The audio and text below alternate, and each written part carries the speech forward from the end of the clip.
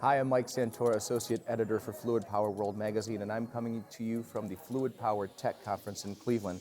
Today I am here with Valerie Bahoric from Lynch Fluid Controls. Valerie, thank you for being with us. Thank you. Thanks for being here. So, I want to talk, we mentioned earlier that we were talking a little bit about some of the common questions that you get from your engineers. What problems do your products solve, and what did you want to feature today here at the Tech Conference? Right. So a lot of what we do is we work with engineers that might not be as familiar with fluid power or hydraulics, and they'll come to us with just a problem. I have a machine, it's doing this or doing that, and we can work from start, so the concept, all the way through to the final product. We do the machining of hydraulic manifold blocks, and then we can integrate it with lots of different components, valves, electronics, and those types of things to give them a full hydraulic manifold package subsystem.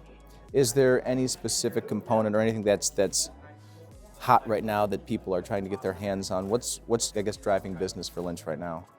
Everything's about IoT, I'd say. So one big project we're working on right now is the smart manifold.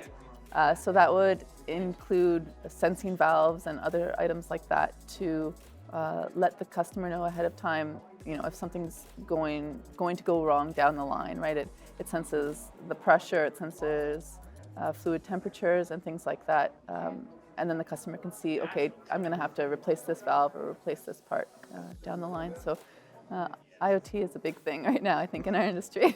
Yeah, so would you say that IoT and predictive maintenance, when did that really start to ramp up, so to speak?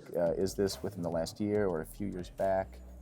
There's been a buzz about it, I guess, for a little while now.